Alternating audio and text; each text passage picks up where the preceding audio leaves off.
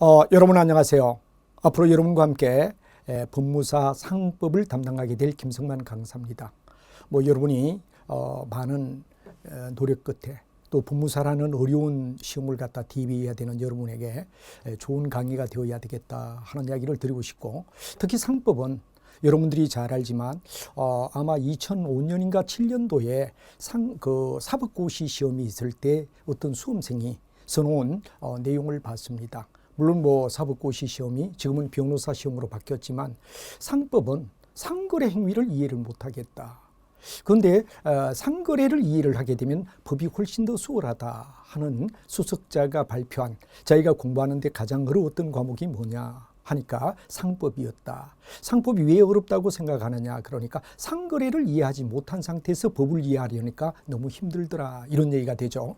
여러분들이 잘 알지만 가장 대표적인 우리가 회사 편을 보더라도 한명합자 유한, 그 다음에 주식 유한 책임, 이와 같이 어디에 되느냐 그러면 완전히 상업에서 나오는 이야기, 상거래 경영 쪽의 이야기가 있다, 이렇게 봐야 되겠죠. 또 우리가 잘 알지만 항공이다. 평상시 법대 학생들이 항공에 대해서 우리가 생각할 이유가 없습니다. 근데 항공까지, 해운이다. 예를 들어서 인보험이다, 또는 물보험이다, 또 공동훼손이다, YAR이다, 요캔드워프루리는 바로 공동훼손의 경우는 바로 어떻습니까? 선주의 나라와 화주의 나라의 각각 국가끼리 분쟁이 일어날 소지가 있기 때문에 바로 국제 공동훼손에 대한 법규가 있다, 이런 이야기들.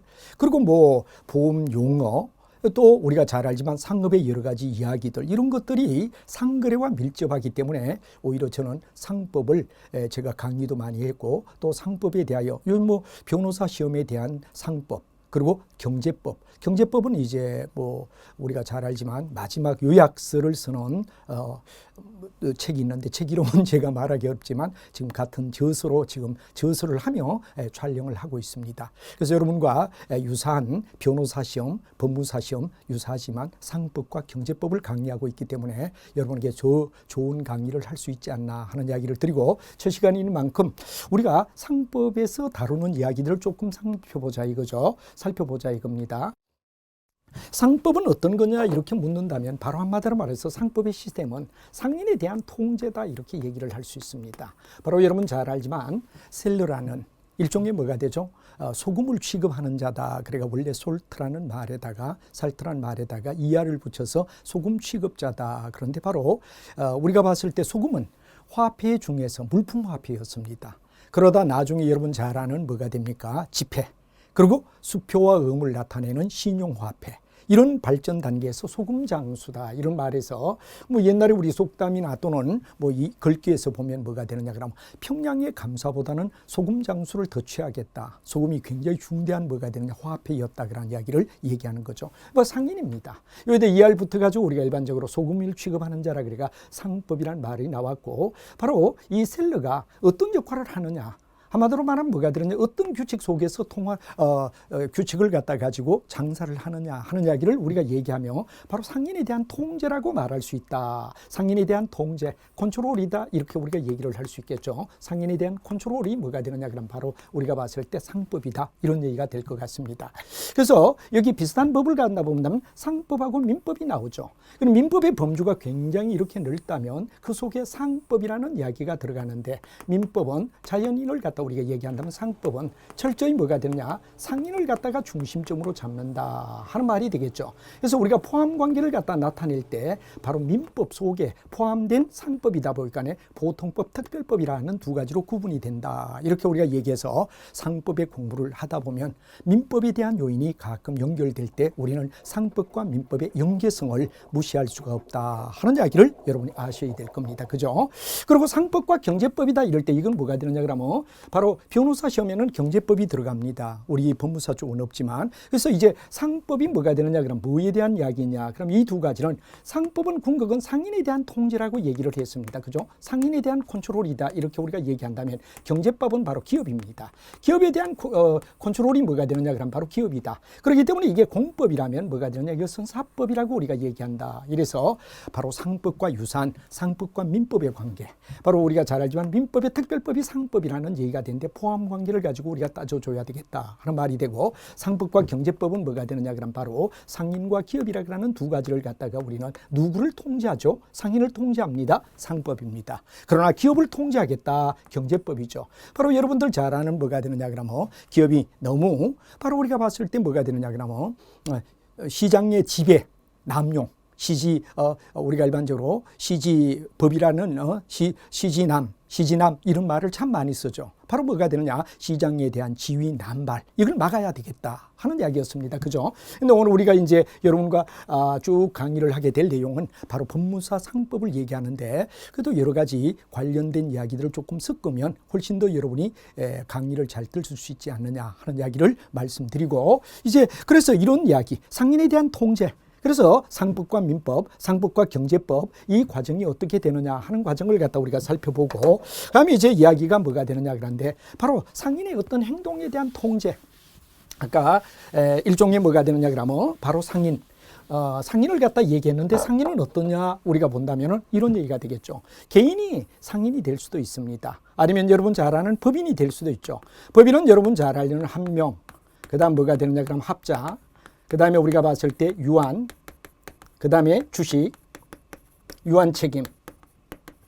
이 5가지가 회사법에 나오는 중대한 뭐가 되느냐 그러면 바로 한마디로 말하면 뭐가 되죠? 그렇죠. 유한 책임 이래 되는데, 바로 회사의 종류를 나타내며, 특히 우리는 이런 이야기를 갖다 우리는 철저히 인간적으로 결합했다, 인적 회사라고 얘기를 합니다.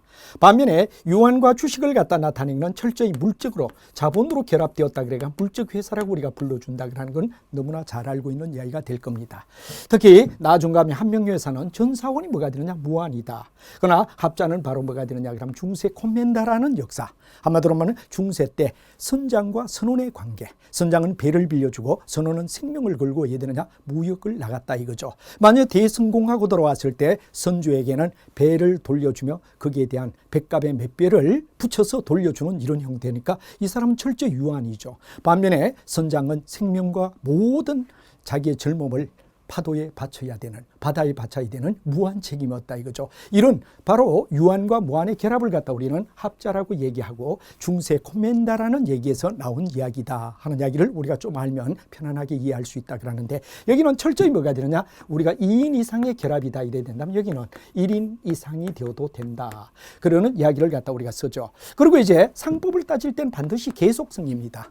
일회용, 예를 들어 과수원에 과수농부가 한 번 어떻게 장사한 거 계속성이 없죠. 이럴 땐 상인은 아니다. 이 바로 계속성이라는 고인 컨설을 얘기합니다. 반면에 거래는 기보와 테이크를 갖다 우리가 얘기하가 기보와 테이크다 이런 얘기가 되는데, 수많은 거래 행위를 갖다 우리가 얘기를 할 수 있죠. 그래서 이제 거래 행위를 갖다 우리가 봐라 그럴 때, 거래 행위는 여러분이 잘 알지만 계속적으로 거래가 일어나야 되는데 어떤 거냐, 보험이라는 얘기가 나옵니다. 불확실한 상황에서 상업에서 보험이라는 얘기가 나오죠. 보험이다, 인슈런스다. 우리가 바로 보험을 갖다 우리가 배우게 된다 이거죠.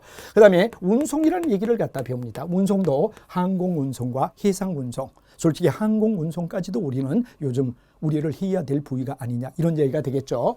그다음에 이제 우리가 잘 알고 있는 보험 이외에도 또 보험, 운송, 그리고 항공 있고, 그다음에 이제 또 잘 아는 뭐가 되느냐, 해운이다 그런 얘기가 있죠. 해운 운송도 있다. 뭐 이런 이야기를 갖다 우리가 쭉 배우게 되고, 그다음에 거래 속에서 여러분이 잘 아는 기부와 테이크라는 이야기 속에서 이제 거래가 일어나는데, 이 거래 속에는 매매라는 이야기를 갖다 우리가 배워서 상매매, 바로 상법에 대한 총칙을 우리가 배우게 되죠.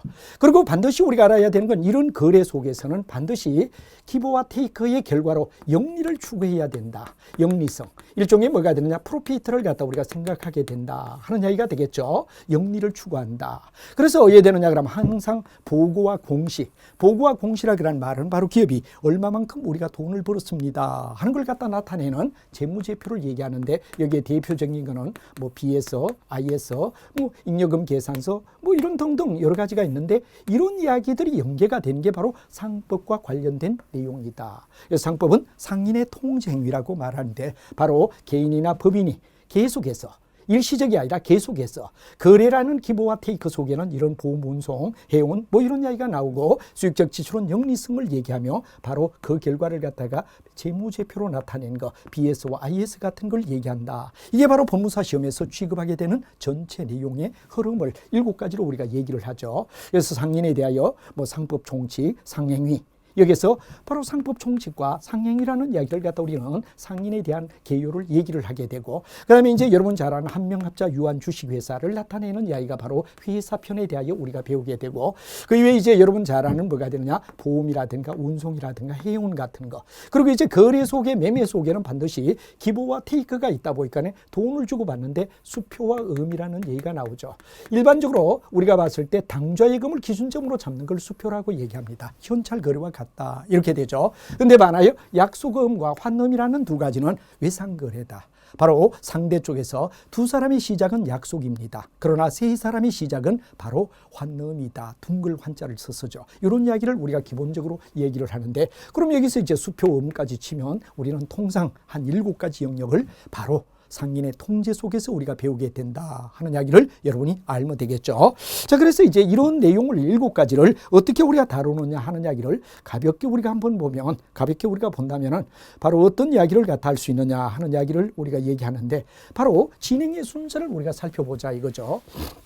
그래서 우리가 일반적으로 여기에 수표음까지 들어가서 보통 6장인데 여기서는 바로 하나를 더 엮는다면 해상 이제 항공 운송이 여기서 빠졌다 이렇게 우리가 얘기하죠. 항공 운송은 뭐 비중이 그렇게 없기 때문에 취급하지 않지만 통상 법률로 보면 7편 항공 운송까지 들어간다 이런 얘기가 되고 1편 쪽은 거의 상인이 어떤 거니 상업의 사용인이 어떠니 그리고 상호가 어떠니 상업의 장부가 어떻죠? 상업의 등기가 어떻죠?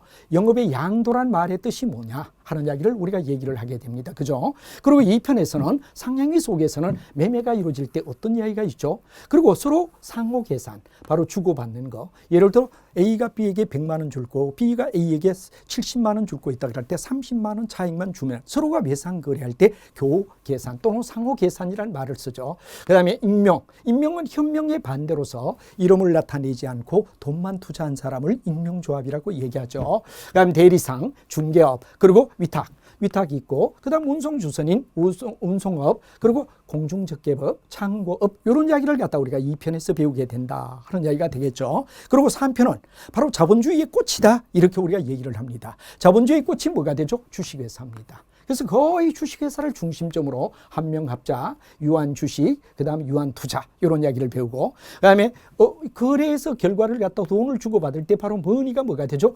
음은 바로 외상입니다. 수표는 자기가 얻는 게 돈이 있을 때 가능한 수표. 그래서 우리가 수표에 대하여 여러 가지를 갖다 우리가 배우고 그 다음에 특히 속에도 약속음은 두 사람의 관계, 환음은 세 사람의 관계에 일어나는 모든 내용을 우리가 생각해야 된다 하는 것도 이해를 하시면 될 것 같습니다. 그죠? 그리고 이제 보험에는 사람에 대한 보험, 인보험입니다. 바로 우리가 봤을 때 인보험의 반대 물보험이라고도 얘기하지만 손해보험이라고 얘기를 하죠. 그죠? 그래서 우리가 철저히 만약에 해운에서 따진다면 선장은 뭐가 되죠? 선원에 대한 보험은 뭐가 되느냐 그러면 우리가 봤을 때 궁극은 인보험에 속하는 영역이다 이거죠. 반면에 물보험은 뭐가 되느냐? 물건에 대한 이야기, 싣고 가는 물건에 대한 이야기. 그래서 바로 해상은 선원과 물건이라는 이야기, 해운 움직여야 되는 이동해야 되는 물건에 대한 보험을 갖다 얘기할 때 얘기한다. 그런 얘기를 갖다 쓰며 하나만 들 때를 우리는 단독이라고 불러줍니다. 그러나 둘 다 우리가 관련이 된다 그러면 공동보험이라고 얘기를 하며 국제공동보험에 대한 특약 이런 것들을 YAR, 요크 앤드 워프 룰 이런 이야기가 약간 상업에서 도입이 되면 훨씬 더 여러분이 이해하기가 쉬울 거다 하는 이야기를 드리죠.